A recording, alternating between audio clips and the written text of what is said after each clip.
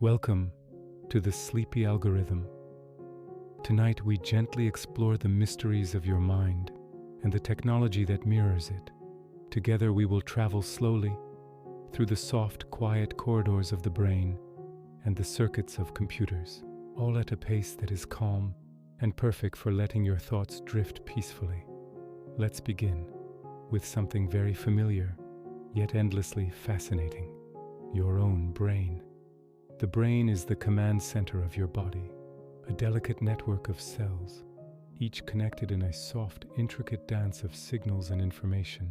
Billions of neurons, tiny cells that communicate with one another, form the foundation of your thoughts, memories, and dreams. You don't have to imagine anything complicated. Just picture countless threads of light gently passing signals back and forth, quietly, constantly. These little sparks of life are what make you, you. Every thought you have, every memory you cherish is a pattern of these quiet signals. It's a beautiful, living network, working tirelessly even as you rest. In a way, the brain is a kind of living computer. Information flows, memories are stored, patterns are formed, decisions are made, much like circuits and processors in the computers around us. Your neurons transmit tiny signals, creating the complex experiences that make you, you. But unlike machines, the brain is soft, organic, and wonderfully unpredictable. It dreams, it forgets, it improvises, quietly, continuously. This biological computer doesn't need a power cord. It runs on the gentle energy of your body, and it has the incredible ability to repair itself, to learn, and to grow in ways we are still just beginning to understand. Tonight, we will slowly explore how memories form, how signals travel, how learning happens, and how technology often mirrors these same patterns. Each step will be gentle, soft, and easy to follow. There's no rush, no pressure, just curiosity and calm exploration. We will drift through the different parts of the brain, understanding their purpose in a simple, relaxing way. There is nothing for you to do but listen and let your mind wander where it feels most comfortable. So let us begin softly by looking at the neurons themselves, these tiny, elegant cells, the foundation of memory, thought, and consciousness. In the next part, we'll drift into the quiet world of neurons and see how they transmit signals slowly, steadily, like tiny whispers in the night. Imagine a single neuron. It has a main body, a core like a tiny sun. Extending from this core are branches called dendrites, reaching out like the delicate roots of a plant, waiting to receive messages. And then there is a long, slender fiber called an axon, which carries messages away, passing them on to the next neuron in the chain. It's a simple structure, but when billions of them work together, they create the most complex object in the known universe: your mind. These signals are not loud or forceful. They are tiny electrical impulses, just a whisper of energy, but together they sing the song of your consciousness. The brain physically changes, rewiring itself, strengthening connections that are important and letting weaker ones fade away. All of this happens quietly, without any conscious effort from you. Now let's compare this to technology. A computer has wires and circuits that carry electrical signals, a 1 or a 0, on or off. It's very precise, very logical. Your brain does something similar, but with a beautiful organic complexity. Instead of just on or off, the signals in your brain can vary in strength. The connections can change. The brain is constantly adapting, learning, and reorganizing itself. It's a dynamic, living network. While a computer follows its programming perfectly, your brain can create new programs on the fly. It can feel joy. It can wonder about the stars. It can find comfort in a soft blanket on a cool evening. Think about the feeling of relaxation that is slowly washing over you. That too is a result of these tiny messengers. Certain neurotransmitters are associated with calm and rest. As your body begins to unwind, your brain releases these chemicals, telling your neurons to slow down their firing rate. The frantic pace of the day begins to fade, and a quieter, more peaceful rhythm takes its place. The messages traveling through your mind become softer, gentler. The pathways associated with worry and stress become less active, while the pathways of tranquility and ease become more prominent. You are not forcing this to happen. You are simply allowing it. Let's drift even deeper now into the idea of neural networks. Scientists and engineers have been so inspired by the brain's design that they created artificial neural networks in computers. These are complex algorithms that try to mimic the way neurons are connected and how they learn. They are used in all sorts of modern technology, from recognizing your voice to recommending a movie you might like. They learn from data, finding patterns just like your brain does. They look at thousands of pictures to learn what a cat looks like, just as you learned as a child. But even the most powerful artificial network is just a faint echo of the biological marvel resting inside your head. Your brain's network is not just for processing information, it is also the home of your imagination. When you close your eyes and picture a peaceful beach, you're activating the same neurons that would fire if you were actually there. You can feel the warmth of the sun, hear the gentle crash of the waves, and smell the salt in the air. Your brain creates this entire sensory experience from memory and imagination. It is your own private universe, a place you can visit anytime you wish. Tonight, we are using this incredible power to guide ourselves towards a state of deep and restful sleep. Let your imagination be your guide. As we continue this gentle journey, there is no need to hold on to any particular thought. If your mind wanders, let it wander. It may drift to a memory, a feeling, or simply into a comfortable emptiness. This is all part of the process. Your brain knows what it needs to do to rest and recharge. We are just providing a calm and steady background for that natural process to unfold.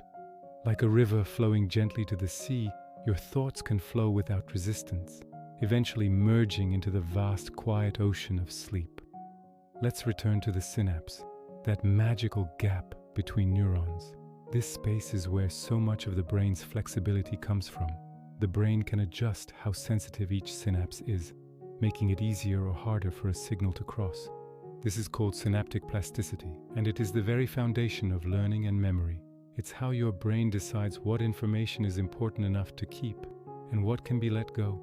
As you drift deeper into relaxation, your brain is busy with this quiet work, sorting through the experiences of the day, strengthening important memories and gently pruning away the unnecessary noise. It's a nightly tidying up, preparing you for a fresh start tomorrow. And so we see that the brain is not a static object, but a constantly changing, dynamic landscape. It is a world of quiet activity, of gentle signals and soft connections. It is both a powerful computer and a sensitive, feeling being. It holds your past, processes your present, and dreams of your future. And right now, its greatest desire is to guide you into a state of profound and restorative peace. Now, let us drift slowly into the quiet world of neurons and see how tiny signals flow, like whispers in the night, shaping every thought, memory, and dream. Neurons are the brain's little messengers. Each one is a delicate cell with branches that reach out to connect with thousands of others. Imagine a tiny tree, its branches swaying softly in a calm breeze. Signals travel along these branches like gentle currents of light, carrying information quietly, steadily, invisibly. They are the fundamental building blocks of your consciousness, each one a universe of potential. Think of them as individual stars in the vast cosmos of your mind, each one contributing to the overall brilliance of the night sky. The sheer number of them is staggering, billions upon billions, all working in a quiet, harmonious symphony. This intricate network allows for the complexity of human thought, the depth of our emotions, and the richness of our experiences. Every sensation, from the gentle touch of a loved one to the warmth of the sun on your skin, begins as a signal within these microscopic structures. They are the artists of your perception, painting your reality one signal at a time. As you listen, feel the quiet wonder of this internal world, a world that is always active, always creating, even as you rest. When a neuron receives a signal, it passes it along to the next neuron and the next, a delicate chain of whispers, forming patterns, memories, and thoughts. Your brain is constantly alive with this soft chatter, signals flowing, fading, forming, then fading again, like the gentle tide of waves under a calm moonlight. This process is known as an action potential, a brief electrical charge that travels down the neuron's axon. It's a beautifully simple yet profoundly powerful mechanism. Imagine a line of dominoes falling one after another, but instead of a click, it's a silent electrical pulse. This chain reaction can happen thousands of times a second, creating a rapid, flowing river of information. It's not a single shout, but a chorus of whispers, each one contributing to the grand conversation happening inside your head at every moment. These signals are the language of the brain, the very words that write the story of your life. Even now, as you process these words, countless signals are firing, connecting ideas, forming understanding, and weaving this moment into the tapestry of your memory. This constant rhythmic flow is the very essence of being alive, the gentle hum of consciousness itself. Neurons don't touch. Instead, they pass messages across tiny gaps called synapses. Picture two branches almost touching, with tiny sparks jumping between them. Every thought, every memory, every sensation depends on these tiny bridges. And just like computers, signals travel from point to point in circuits designed to pass information softly, smoothly, endlessly. This microscopic space, the synapse, is where the true magic happens. When the electrical signal reaches the end of one neuron, it triggers the release of chemical messengers called neurotransmitters. These chemicals float across the gap and are received by the next neuron, either encouraging it to fire its own signal or telling it to remain quiet. It's a highly sophisticated and regulated conversation. Think of it as a ferry carrying a message from one island to the next. The message can be changed, amplified, or muted depending on the needs of the system. This flexibility is what allows us to learn and adapt. Every new skill you acquire, every new memory you form, involves strengthening or creating new synaptic connections. These tiny bridges are constantly being built, modified, and pruned, sculpting your brain's network based on your experiences. They are the dynamic architects of your mind. Now let us imagine the neurons are like microchips in a computer. Both pass tiny signals, both create patterns, both store and transmit information. But while chips are rigid, precise, and predictable, neurons are soft, flexible, and beautiful in their unpredictability, ever-changing, yet organized, quietly orchestrated in the night. A silicon chip operates on a binary system of ones and zeros, a world of absolute on or off states. It's incredibly fast and efficient for logical calculations. Our neurons, however, operate in a much more nuanced way. The signals they send and receive are not just binary.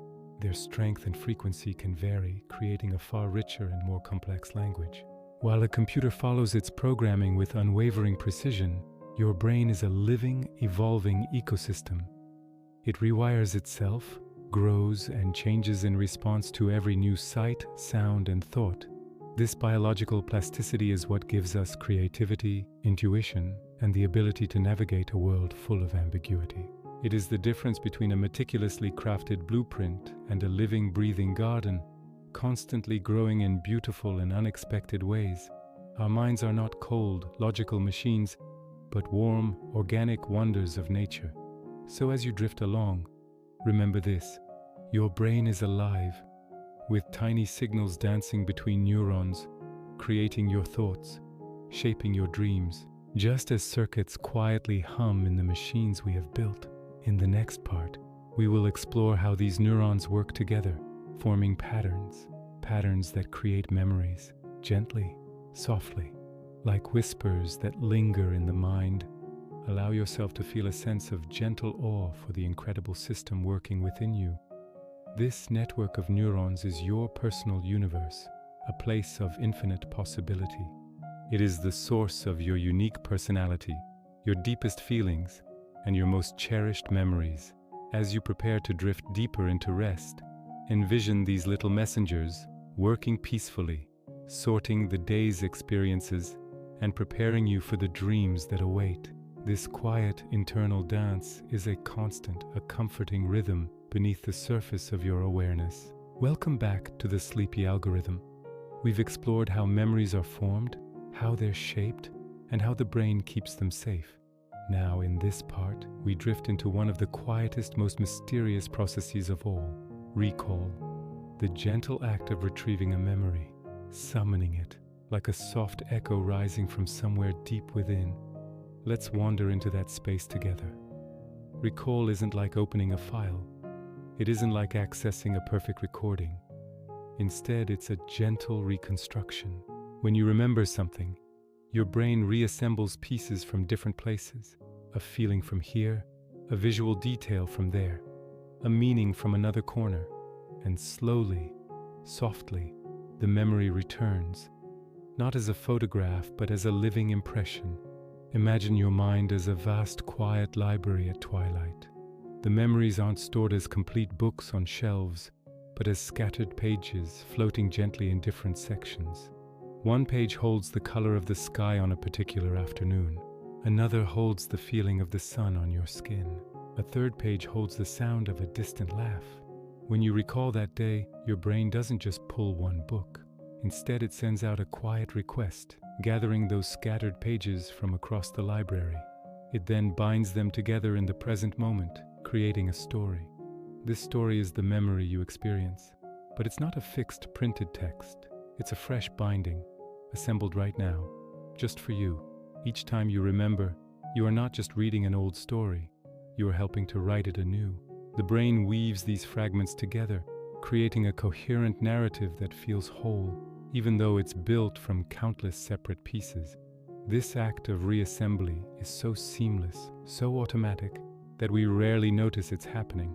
We just experience the memory whole and complete, a quiet miracle of the mind. Most memories don't appear on their own, they are invited. A scent, a song, a familiar face in a crowd.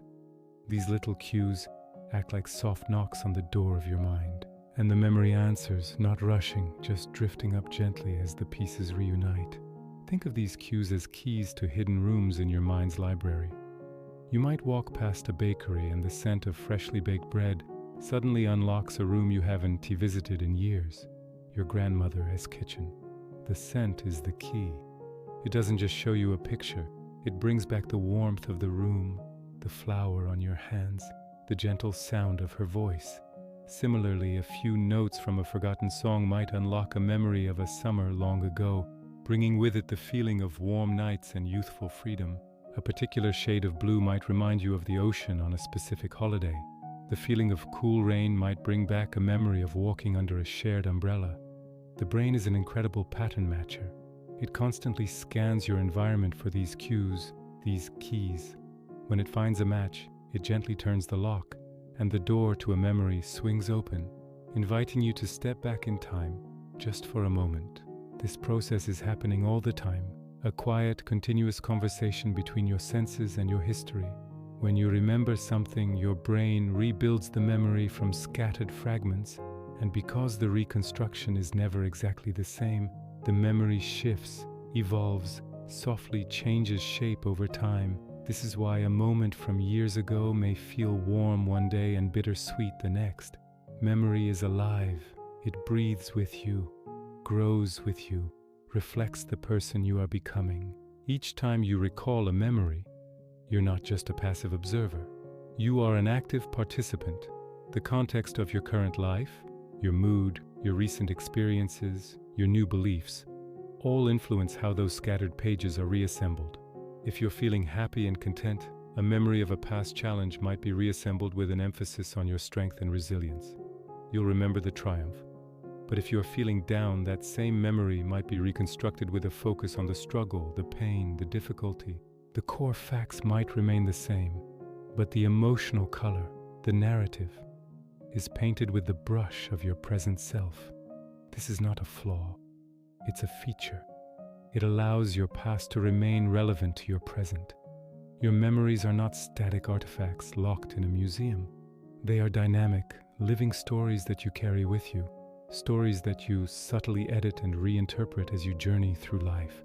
The memory of a first love might feel like pure, innocent joy in your 20s, but in your 40s it might be tinged with a gentle wisdom about youth and the passage of time. The memory itself hasn't changed, but you have, and your living memory reflects that change always. Some memories, especially emotional ones, return effortlessly: joy, fear, love, loss. These memories are woven into deeper pathways, so the cues that awaken them are strong, vivid, sometimes overwhelming. This isn't a flaw in the mind, but the mind's way of helping you navigate the world, protecting you, guiding you, reminding you of what matters. Emotional events trigger the release of hormones that essentially tell the brain, this is important. Remember this.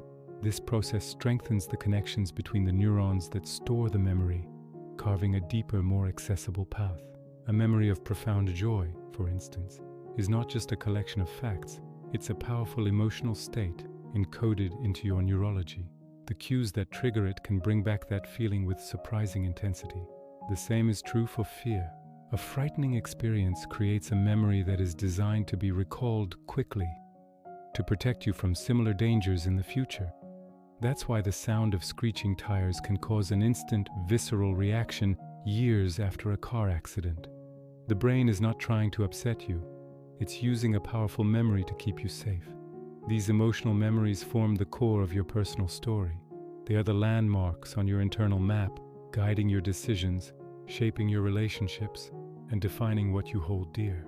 They rise to the surface with such ease because they are fundamental to who you are. They are the memories that whisper to you about what it means to be alive. In technology, retrieval is mechanical, a precise lookup, unchanged each time. But in artificial neural networks, something interesting happens. Information is retrieved through patterns of activation. Not unlike how the brain reconstructs memory. A machine receives a cue, and the pattern that matches is reactivated. Different systems, different foundations. But both the biological mind and digital networks use cues to summon stored information. One as a soft echo, the other as a calculated response. A computer retrieves a file by following an exact address. Short-term memory is like a small temporary notebook in your mind. It holds tiny bits of information just long enough for you to use them. A phone number, a new name, a fleeting thought. These memories are delicate, easily forgotten, unless we pay attention or revisit them, like tracing a pattern in soft sand before the tide washes it away. Imagine you're at a gathering, and someone introduces themselves. Their name enters your short-term memory. You might repeat it to yourself, "It was nice to meet you, Alex," to hold on to it just a little longer. But if you don't engage further, that name might vanish as the next conversation begins. This mental workspace is limited, holding only a handful of items at once. It's the mental equivalent of jotting a note on a sticky pad, knowing it's only there for the moment. It serves the present, allowing you to navigate your immediate environment without cluttering your mind with every passing detail. This quiet work ensures that what truly matters, what defines our experiences and shapes who we are, is kept safe and sound for the journey ahead. Imagine learning a new song. At first, the melody is fragile, a short-term memory. You listen intently, trying to catch the sequence of notes. You might hum a few bars, then forget the next part. It exists only in the present moment of your focus. With practice, humming softly, listening again and again, the tune begins to settle into long-term memory. Each repetition strengthens the neural connections associated with that melody. Soon, you can recall it without the music playing. The same is true for learning a new skill like knitting or painting. The initial movements are clumsy, requiring full concentration. They are held in your short-term active mind, but as you repeat the actions, they become smooth, automatic, ingrained in your long-term procedural memory. The knowledge moves from a conscious effort to an unconscious, graceful ability. This transformation from fragile thought to permanent skill is one of the most beautiful functions of our mind's quiet architecture. Interestingly, Computers also have a form of short-term and long-term memory. RAM, or random access memory, is temporary, fast, and fleeting. Much like short-term memory in the brain, it holds the data for the applications you are currently using, but once the power is turned off, that information is gone. The hard drive or solid-state drive, on the other hand, stores information for years, much like our long-term memory. It's where your files, photos, and operating system reside, safe and persistent. Both systems, organic and electronic, rely on storing and recalling information. One is soft and alive, a network of living cells that grows and changes with experience. The other is precise and mechanical, a system of circuits and magnetic storage. Yet the fundamental principle is the same: a temporary space for immediate tasks and a permanent archive for lasting knowledge. This parallel reminds us of the elegant efficiency of nature's design, a blueprint that we have, in our own way, tried to replicate in our technology. So as you drift along, remember this: short-term memory holds what is immediate, while long-term memory preserves what matters. The patterns between them flow softly, quietly, like a calm river moving through the mind. This constant, gentle exchange is what allows us to learn, to grow, and to build a rich tapestry of personal history. It's a silent, ever-present process that defines our consciousness. It's a testament to the brain's incredible capacity for both focus and reflection, for living in the now while honoring the past. Each new day adds whispers to our short-term store, and each night offers a quiet opportunity to etch the most meaningful moments into the enduring library of our long-term self. In the next part, we will explore the process of encoding, how memories are formed, strengthened, and gently stored. We will drift deeper into the mechanics of the mind, understanding how a simple experience can become a lifelong memory. For now, just allow your mind to be still, to feel the gentle rhythm of your own thoughts, flowing peacefully from one moment to the next. Thank you for joining me on this journey. Please subscribe and follow for more quiet explorations into the mind. Sleep well. Welcome back to the Sleepy Algorithm. We've gently explored how memories begin as patterns, how short-term and long-term memory dance together, and now we drift into the quiet process that connects them, a process called encoding. Encoding is how the brain transforms experiences into something it can hold, keep, and understand. It is the beginning of every memory, softly shaping the information that becomes part of your story. Imagine your mind as a quiet library, and encoding is the gentle scribe who carefully writes each new book, translating the language of the world into the language of your inner self. It's a process that happens without any effort, a silent, beautiful function of being alive.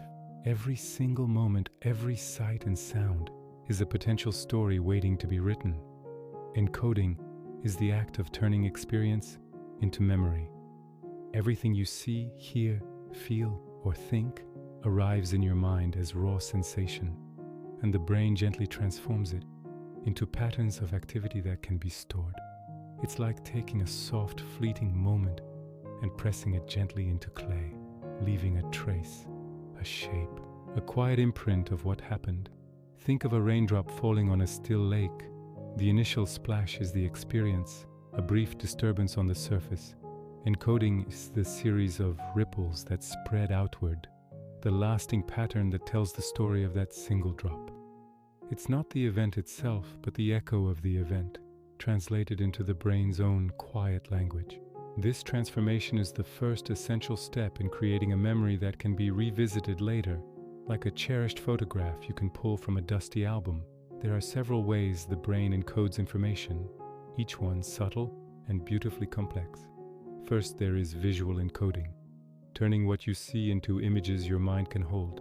The shape of a friend's smile, the colors of a calm sunset, the pattern of leaves on a forest floor. Your mind's eye captures these scenes, not as perfect replicas, but as impressions, sketches filled with the light and shadow of the moment.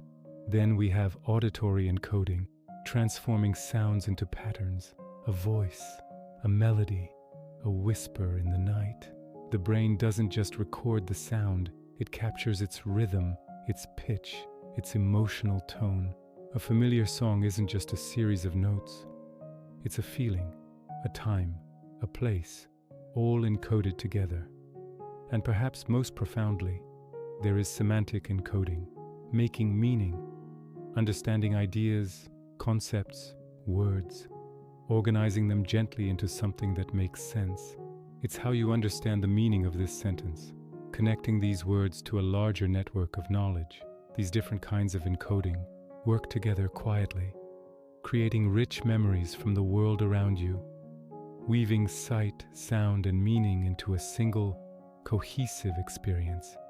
For a memory to form, the brain needs at least a small moment of attention, not intense focus, just a soft awareness, like noticing the warmth of the sun or the rhythm of your own breathing. Attention is the gentle gatekeeper of memory. It decides which experiences are allowed to pass through the gates of perception and begin their journey toward becoming a memory. Without this gentle notice, most of what we experience simply washes over us, like water flowing over a smooth stone, leaving no trace. But when you give a moment your attention, you are telling your brain, this matters. It doesn't need to be a grand event. It can be the simple act of noticing the taste of your morning tea, or the way the light filters through your window. Attention opens the door, allowing experiences to enter the mind, so they can be shaped into memory, preserved for a later time. When you repeat something, you are gently carving deeper patterns into the mind. Each repetition is like passing your hand softly over the same piece of fabric, making it smoother, more familiar, easier to recall later. This is the power of rehearsal. Think of learning a new path through a forest. The first time, you might be unsure, looking at every turn. But with each walk, the path becomes clearer, more defined. Your footsteps wear a trail into the earth. The same is true for your mind. Repetition strengthens the neural pathways associated with a memory, making the connection stronger and more durable. That is why practice strengthens memory, why the brain remembers what it encounters again and again, quietly reinforcing the connections, turning a fragile new memory into a robust and lasting one. It's a soft, patient process, building strength through gentle recurrence. In computers, encoding also transforms information, turning images, sounds, and data into a form a machine can store and understand. A digital photograph is a beautiful example. The light and color of a real-world scene are converted into a grid of pixels, each one assigned a specific numerical value for red, green, and blue.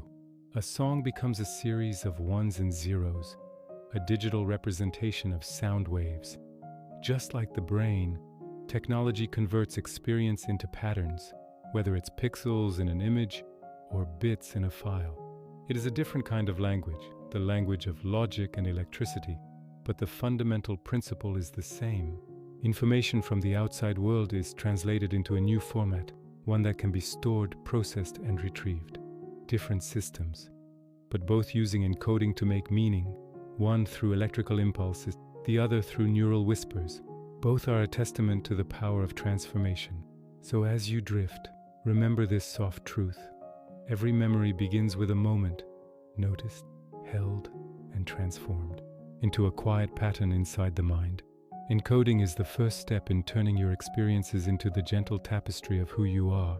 It is the silent, constant process that captures the world and weaves it into your personal story. It is the artist, the scribe, and the architect of your inner world. Think of all the moments from today, the small, quiet ones, the feeling of cool air on your skin, the sound of a distant bird, the shape of the clouds. Each one was an opportunity for your mind to encode a new, gentle memory.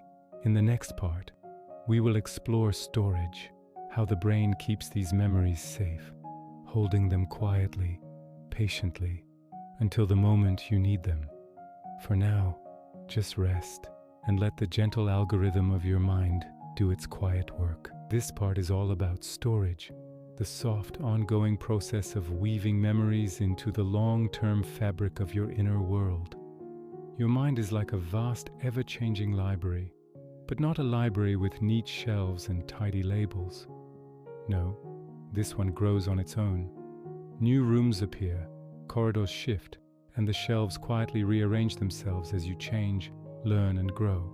Every memory your brain decides to keep, a voice, a place, a moment of joy, a moment of pain, is stored across this library, spread gently through many different rooms, so the memory stays resilient, stable, and safe. This distributed nature is what makes your inner world so rich and interconnected. A single thought can lead you down winding paths to dozens of other feelings and ideas, all linked by invisible threads. During the day, your brain collects experiences. It's like a busy scribe, jotting down notes on everything you see, hear, and feel. But at night, a different process begins. The hippocampus becomes the quiet editor, reviewing everything you've taken in, softening some moments, strengthening others, and deciding what becomes long-term memory. This is why deep sleep is so important. It isn't just rest, it's organization. It's the brain whispering, "Let me file this away for you, you'll need it later." As you sleep, memories are replayed, sorted, and consolidated. A memory of a person might live partly in sensory areas, the sight of their face, the sound of their voice. It lives partly in emotional centers, the warmth or coolness of how they made you feel. And it lives partly in meaning networks, what they represent to you, the ideas they sparked. This is why a scent can bring back a whole scene, or a song can unlock a flood of emotions. The different parts of the memory are calling to each other across the quiet expanse of your mind. Some memories remain with you for decades. A childhood home, a vivid moment, a deep connection. These memories aren't just stored, they are repeatedly strengthened. Every time you recall them or feel their emotional echo, the brain reinforces the pathways, making the memory more stable, more lasting. Each revisit is like tracing your fingers over the same carved pattern, letting it sink deeper into the wood of your mind. The more emotionally significant an event is, the more likely your brain is to reinforce it. The moments that define us, that shape our understanding of the world and ourselves, are the ones our minds hold on to most tightly, polishing them with each recollection until they shine brightly in our personal history. In technology, storage works differently on the surface, but the deeper principles are surprisingly similar. Computers also distribute information, spreading it across many locations to keep it safe and easily retrievable. A file isn't just one block. It's broken into pieces and scattered across a disk. Machine learning models store patterns across thousands, even millions of parameters. Just like your brain, they strengthen what matters, compress what doesn't, and stabilize information so it can be used again later. Different materials, different designs, but the same quiet purpose: to preserve experience and make meaning last. So as you drift, remember this comforting truth.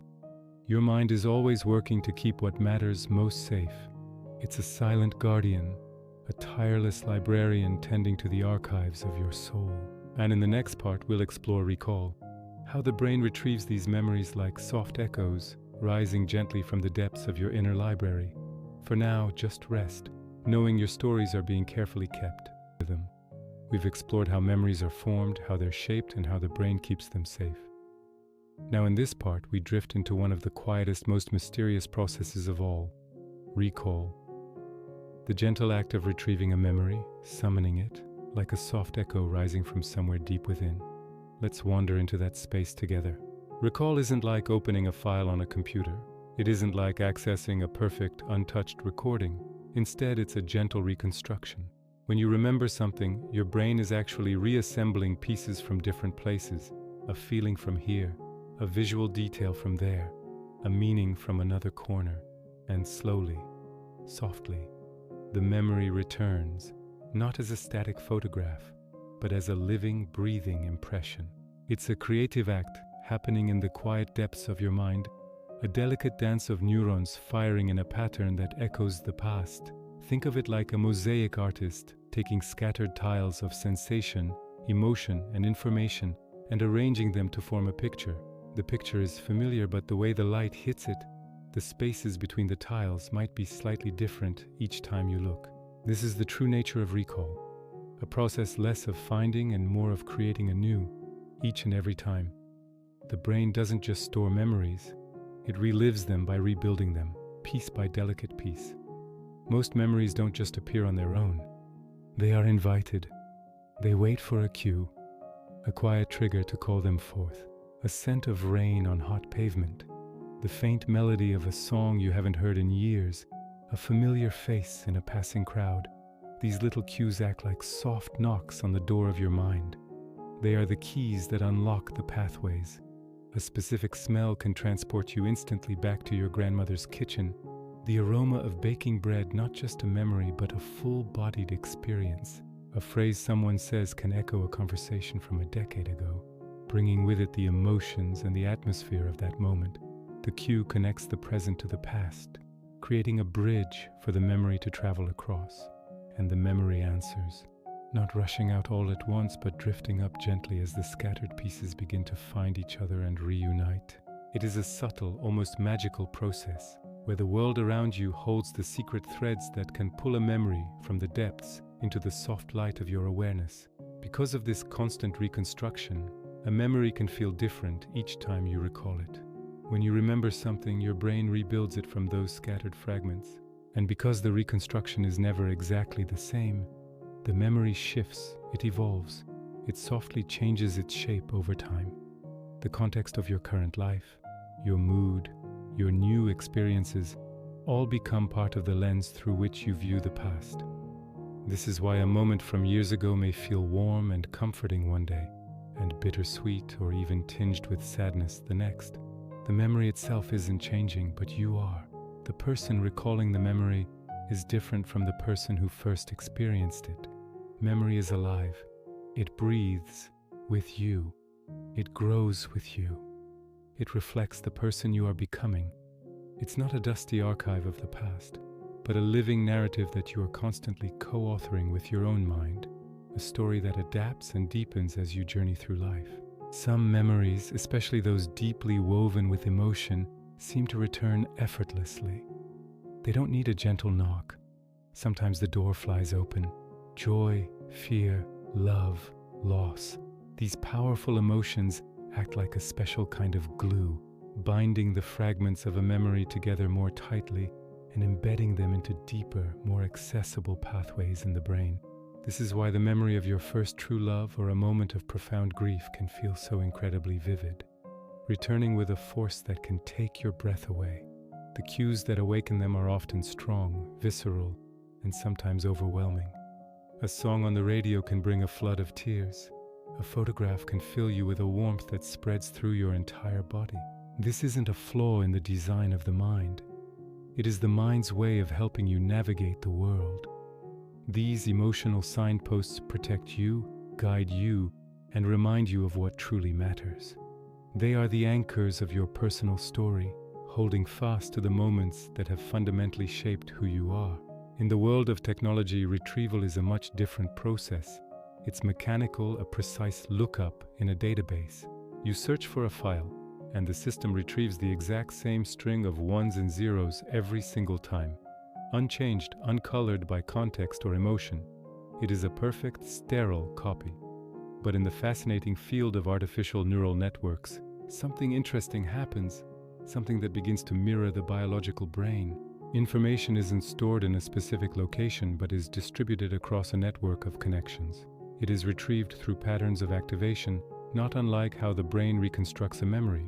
A machine receives a cue, a piece of input data, and the network activates a pattern that most closely matches the information it's trying to find. Now we drift into a different space entirely, a space not for the past, but for the present. This is the realm of working memory, your mind's quiet workbench, the small, delicate area where thoughts rest briefly before floating away again. Working memory is not a place for storage, and not a place for long-term change. It is the gentle stage where your thoughts play out in real time. Right now, the sound of this voice, the meaning of these words, the image in your imagination, they're all sitting on that little workbench, appearing, shifting, fading. Working memory is the mind's present moment, soft and fleeting, like writing in sand. Think of it as a small, smooth wooden surface in a quiet, sunlit room. On this surface, you place the tools and materials you need for the task at hand. Just a few things: a pen, a piece of paper, a single thought. You don't bring your entire library into this room. just what is necessary for this very moment. When you are done with a thought, it is gently brushed away, making space for the next one. This workspace is your mind's present tense. It is where you hold the beginning of this sentence as you listen to its end. It is where you keep a phone number in your head just long enough to dial it. This delicate process happens continuously, effortlessly, a soft and constant rhythm of receiving, holding, and letting go. It is the very essence of your awareness, the space where consciousness breathes. Even though the brain is vast, working memory is tiny. It can hold only a handful of pieces at once, just a few items, a few ideas, a few sensations. For a long time it was thought that the magic number was around 7, but newer research suggests it may be even smaller, perhaps just 3 or 4 things at a time. It ensures you aren't overwhelmed by the endless stream of information around you. Working memory is the gentle gatekeeper of your attention. Imagine you are walking through a forest. You notice the dappled sunlight on the path, the sound of a bird calling from a branch, the scent of damp earth, and the feeling of a cool breeze on your skin. Your working memory holds these sensations together, creating your experience of this moment. It doesn't hold the memory of every forest you have ever walked through, only this one, right now. This small capacity forces you to be present. It filters out the noise, allowing you to connect with what is directly in front of you. It is a natural form of mindfulness, built directly into the architecture of your mind. Thoughts in working memory move like soft waves. One rises, the next falls, a new one appears. Nothing stays long. Nothing is meant to stay. This movement is what lets you think clearly, solve problems, speak, listen, imagine. It is the graceful choreography of your inner world. Consider the simple act of reading a book. Each word enters your working memory, connects with the words before it to form a sentence, and then fades as you move to the next. The meaning builds, sentence by sentence, but you are not consciously holding every single word you've read. The flow is smooth and continuous. This constant, gentle replacement is the engine of thought. It's what allows you to follow a conversation, to adapt your plans when something unexpected happens, to create a new idea by combining old ones. If thoughts were to linger too long on the workbench, the space would become cluttered. Thinking would slow down, becoming difficult and confused. But the mind knows this. It is designed to let go. This transient nature of working memory is not forgetfulness, but a necessary and beautiful clearing of space, allowing for clarity, flexibility, and the effortless dance of consciousness from one moment to the next.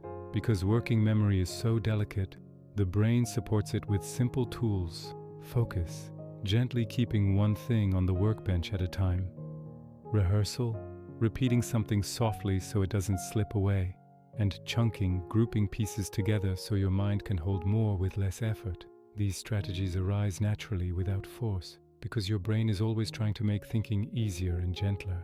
When you repeat a string of numbers in your mind, you are using rehearsal. You are softly refreshing the information on the workbench, preventing it from fading away. When you group that string of numbers into smaller sets, like a year and a date, you are chunking.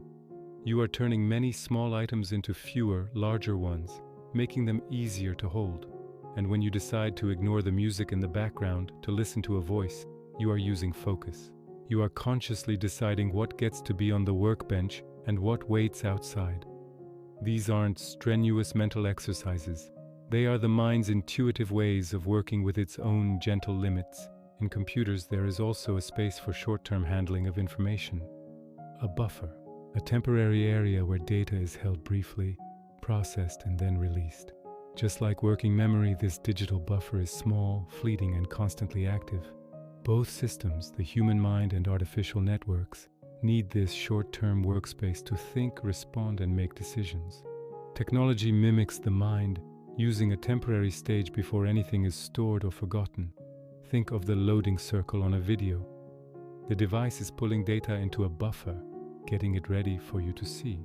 It doesn't download the entire movie at once, just the next few moments. In the same way, your working memory holds just the next few moments of your experience. This parallel is not an accident. Early computer scientists were inspired by the human brain.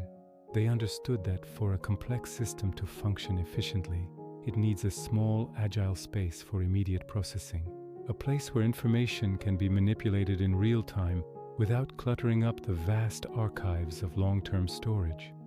So whether it is silicon or neurons, this principle remains the same. A quiet, temporary workbench is essential for the act of processing the world as to the it happens. sleepy algorithm. So as you drift, notice how your thoughts move, how they arrive, linger for a moment, and then dissolve. This gentle flow is working memory at play, a quiet workbench supporting your present moment. It doesn't try to hold everything, it doesn't need to. It simply allows what is here to be here, and lets it go when it's time.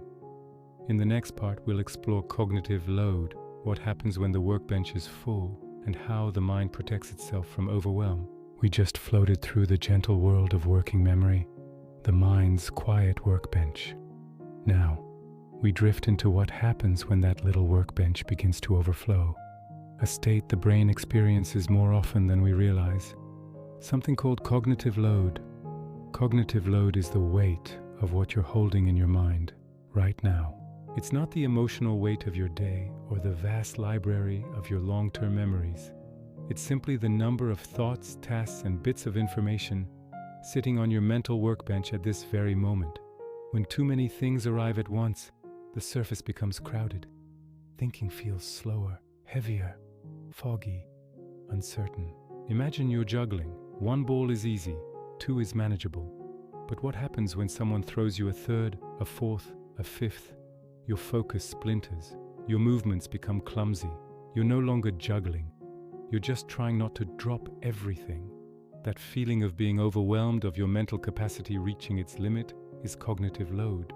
It's the silent traffic jam in your head, where every thought wants to move forward, but none of them can. Cognitive load isn't just one thing. There are three gentle layers to it. The first is intrinsic load. This is the natural, inherent difficulty of what you're doing. Some things simply require more mental space. Think about learning to play a new instrument. Your mind has to process the notes, the rhythm, the position of your fingers, and how it all sounds together. That complexity is the intrinsic load. It's a necessary weight, the challenge that comes with growth. You can't remove it, but with practice it feels lighter over time. The second layer is extraneous load. This is the unnecessary weight, the mental clutter. It comes from distractions, confusing instructions, or a poorly designed environment. Imagine trying to read a book while a loud television is on. Your phone is buzzing with notifications, and the page has tiny, hard-to-read font. The effort you spend ignoring the noise and deciphering the text is all extraneous load. It fills your mental workbench with junk that doesn't need to be there, stealing energy from the actual task of understanding the book. This is the load we have the most control over. By simplifying our surroundings and our tasks, we can clear away this clutter. Finally, there's germane load. This is the helpful, productive effort. It's the mental energy you use to make sense of something new, to connect ideas, and to build lasting understanding. When you're learning, germane load is the work your brain does to create new neural pathways, to move information from your temporary workbench into the permanent library of long-term memory. It's the aha moment, when a difficult concept finally clicks. While it feels like effort, this is the good kind of load, the kind that strengthens your mind and deepens your knowledge. All three of these loads, intrinsic, extraneous, and germane, are constantly interacting, shaping how your mind feels from one moment to the next. When the workbench is full, when cognitive load becomes cognitive overload, your thoughts don't just stop. They slow down, soften, and blur at the edges. This is why you might read the same sentence 3 times without absorbing a single word. Perhaps its most powerful tool is habit formation. When you turn an action into a habit, like driving a familiar route or typing on a keyboard, the brain no longer needs to actively think about it. The process becomes automatic, freeing up your cognitive resources for other, more demanding tasks. And of course, there is rest. Deep restorative rest allows the workbench to be wiped completely clean, ready for a new day. Your brain inherently knows that clarity requires space, and it works tirelessly to clear the surface whenever it can. This isn't just a human experience. We see a mirror of this in our technology. In computers, the central processing unit, or CPU, has a finite capacity. It can only handle a certain number of calculations and processes at once. When you try to run too many demanding programs simultaneously, the system becomes overloaded. The cursor stutters. Programs become unresponsive. The entire computer slows down, hesitates, and sometimes freezes completely. It's not broken. It simply has too many tasks competing for the same limited resources. Artificial intelligence systems face the same challenge. When an AI is flooded with too much data or too many commands, it must prioritize. It learns to drop less important tasks, to focus its processing power on what matters most, and to shift its attention to complete one thing before starting another. So as you drift, remember this: your mind is not an infinite container. It is not meant to hold everything at once. The feeling of overload, the fog, the mental heaviness. This is simply your brain's whisper to you, a gentle reminder saying, let's slow down, one thought at a time. Cognitive load is not a sign of weakness. It is a fundamental aspect of how a finite mind navigates an infinite world. We just drifted through the quiet fog of cognitive load, exploring what happens when the mind's little workbench becomes too full. Now we float into something softer, something hopeful, something the brain does to make life easier over time. A gentle process called neural efficiency. Neural efficiency is the brain's ability to do the same work with less effort, less noise, and fewer neurons. It is your mind finding smoother paths, quieter routes, simplifying the journey from thought to understanding. Think of it like walking a forest path that becomes clearer each time you travel it. At first it takes a lot of effort. You have to push through low-hanging branches, step carefully over tangled roots, and move slowly to find your way. But with each journey, the path shapes itself around you. The ground becomes packed down, the branches are pushed aside, and the route becomes soft, smooth, and familiar. The brain does this too. It learns how to think with less thinking. This isn't about laziness, it's about intelligence. It's the brain optimizing itself, becoming a more graceful and effective tool. The initial struggle gives way to a quiet confidence, where the mental energy once spent on just navigating is now free for observing the beauty of the forest around you. This quiet refinement happens because the brain is constantly remodeling its own architecture. It strengthens the connections that help you and gently trims the ones that don't. This process is called synaptic pruning, a soft, natural clearing of the mind's forests, making the paths smaller in number but stronger in power. Imagine a gardener carefully tending to a rose bush. They don't just let it grow wild. They prune the weaker stems to encourage the stronger ones to flourish, resulting in more beautiful and vibrant blooms. Your brain is its own gardener. It also bundles steps together, turning a complicated multi-step task into a smooth, almost automatic flow. This is precisely why things feel so much easier the more you practice them. Think about learning to play a musical instrument. At first, you have to consciously think about every single note, every finger placement, the rhythm, the tempo. It's clumsy and slow, but after weeks and months of practice, your fingers seem to find the keys on their own. The music flows. This is neural efficiency in action. The same applies to reading faster, recognizing patterns in data, or solving complex problems with less mental strain. Even learning to calm yourself down during moments of stress becomes easier with practice. These are all signs that your brain is becoming more efficient, building highways where there were once only dirt roads. When your brain achieves this state of higher efficiency, the subjective experience is one of quietness. Thinking feels less like a noisy, clunky machine and more like a gentle stream. You don't feel the gears turning or sense the mental strain that once lived in the process. Instead, ideas appear softly, movements flow naturally, and understanding arrives without being forced or chased. It is the mind whispering to you, I've learned this. You can relax now. This is the gentle shift from effort to ease. It is that wonderful feeling when you're driving a familiar route and suddenly realize you've arrived at your destination without having to consciously think about every single turn. Your brain handled the details, freeing up your conscious mind to listen to music or just enjoy the ride. Neural efficiency is the reward for your past efforts, a cognitive gift that your brain gives to itself and to you. As the brain grows more efficient, some actions move into an even softer space, a place where you no longer need to hold each step in your working memory. This is the world of habits, skills, and deep expertise. Think about brushing your teeth, typing on a keyboard without looking, or knowing all the words to a song by heart. These actions all live beyond conscious effort. Your brain has built quiet, powerful shortcuts for them. Each one of these shortcuts frees up precious space on your mental workbench, your working memory. This is incredibly important because it leaves more room for new thoughts, new ideas, and new moments of clarity. It allows you to tackle novel challenges and be more creative. When the mundane is automated, the mind is free to be magnificent. This is why experts in any field can seem to perform complex tasks so effortlessly. Their brains have automated the fundamentals, allowing them to focus on the higher level, more creative aspects of their craft. Interestingly, in technology, this very same principle appears in the world of optimization. So far, we've explored how memories form, how the brain stores them, and how it learns to work more efficiently. Now we drift into a quieter, almost magical function of the mind, a process that happens silently, constantly, even before you are aware of it. This is prediction, the brain's way of guessing what will happen before it even occurs. It's a gentle, continuous whisper of anticipation that shapes our every moment.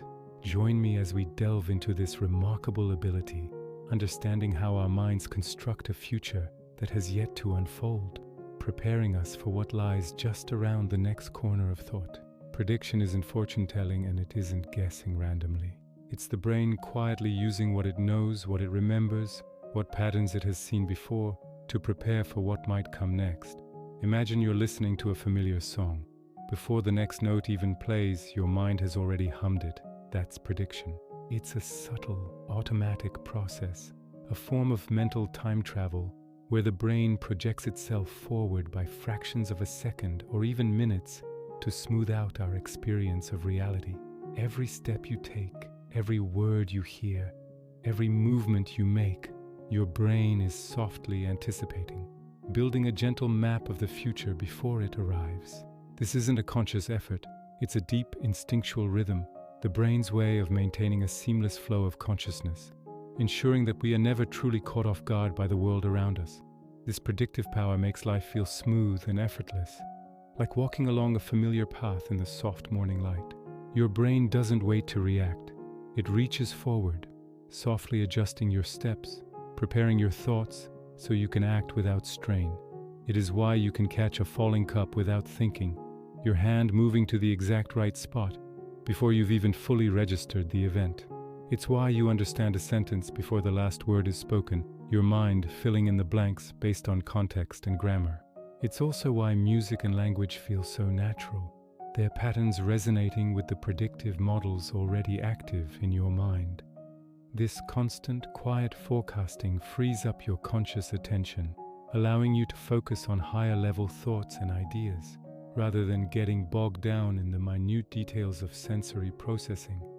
Your brain handles the groundwork, letting you live in the moment, prepared and composed. Memories are the quiet teachers of prediction. They are the vast library from which the brain draws its knowledge of the world. Think of it like this. Every time you learn a new skill, like riding a bicycle, your brain creates a memory of the required movements and balance adjustments. The next time you get on the bike, your brain doesn't have to learn from scratch. It retrieves those memories and predicts the necessary actions, allowing you to ride with growing confidence. The stronger the memory and the more consistent the pattern, the clearer and more accurate the prediction becomes. This is how expertise is built. A chess grandmaster doesn't analyze every possible move. Their brain, rich with memories of countless games, predicts the most likely outcomes of certain patterns, allowing for seemingly intuitive and brilliant plays. It has been trained on immense volumes of text, allowing it to predict the word you're typing and even the next word you might use. Recommendation systems on streaming services or e-commerce sites work similarly, predicting what movies or products you'll enjoy based on your past choices and the choices of millions of other users. Even self-driving cars rely on a sophisticated form of artificial prediction, constantly analyzing sensor data to anticipate the movements of other vehicles and pedestrians. While these systems are impressive, biological prediction remains far more fluid, more adaptable, and deeply intertwined with the rich context of our emotions, intentions, and social understanding. The human brain's forecasting ability is a masterpiece of organic computation. During the strange and wonderful theater of dreams, the mind is not merely idle, it is actively working, rehearsing possible futures, combining memories in novel ways, and testing out different scenarios in a safe, simulated environment. A dream where you are navigating a maze might be your brain practicing spatial problem solving. A dream involving a social interaction might be a rehearsal for an upcoming conversation. It's as if the brain is running simulations, preparing itself for life's next gentle challenge. So when you wake, you are subtly more prepared, your predictive models updated and fine-tuned by the nocturnal wanderings of your mind. Sleep is not just for rest, it is a vital training ground for the predictive brain. So as you drift into stillness tonight, let the mind's quiet predictions settle in.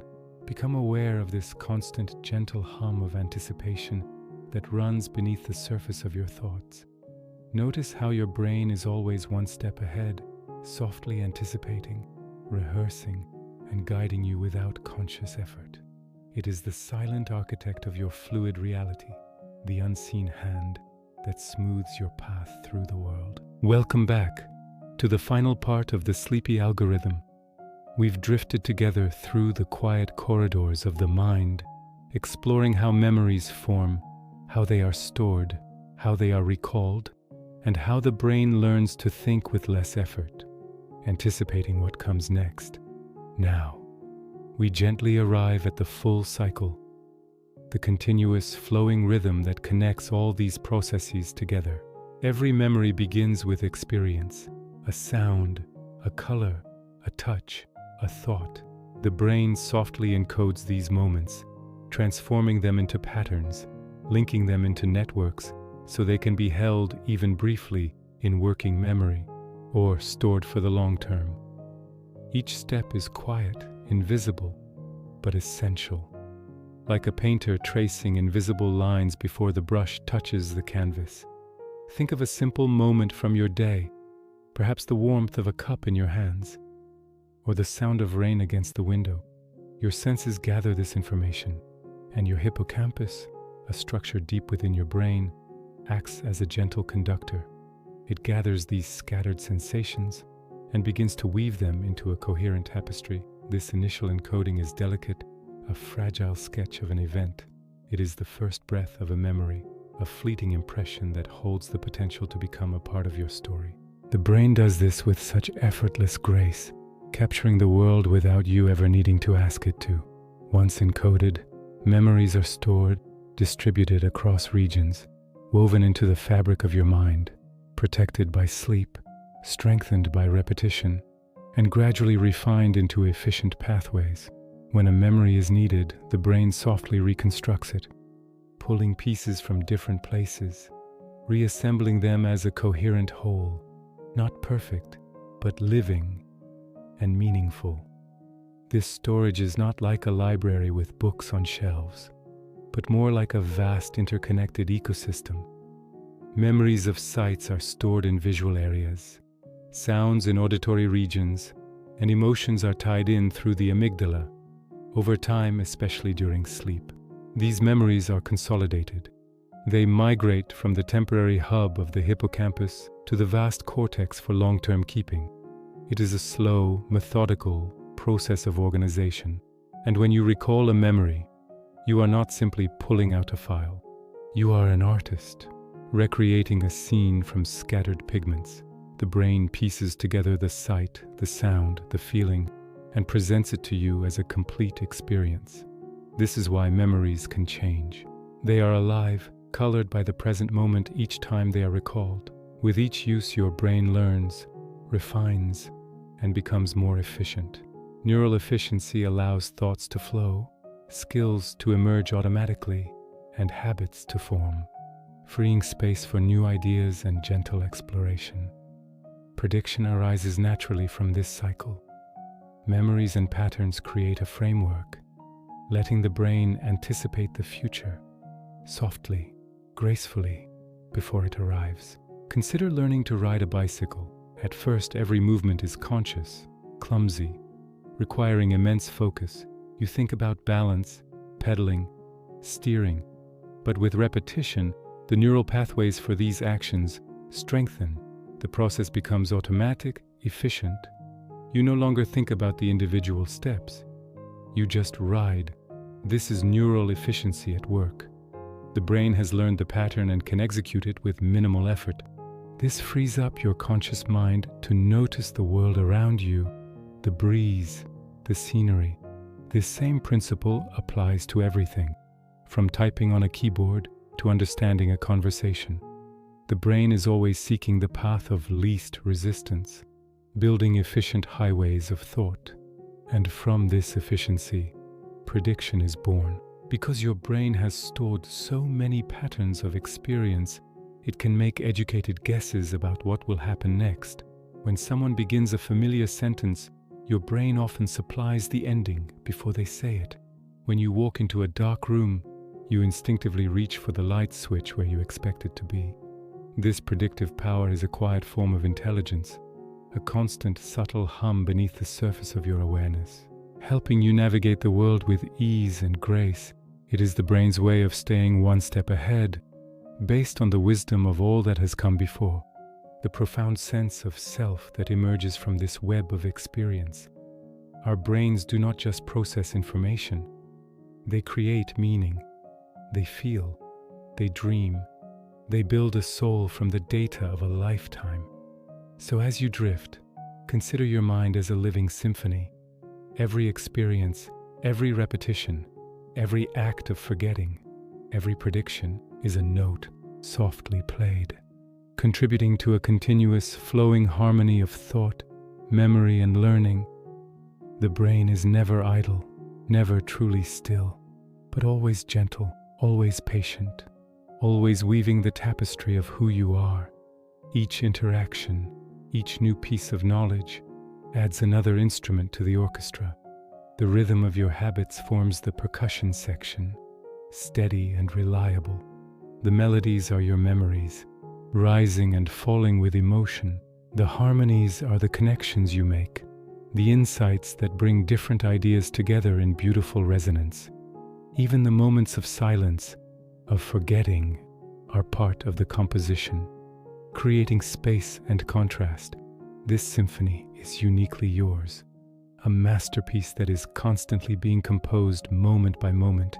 It is the sound of your consciousness, the music of your being. And now, let your thoughts slow. Let your mind float. Let the cycles of memory, learning, and prediction settle into quiet rhythm.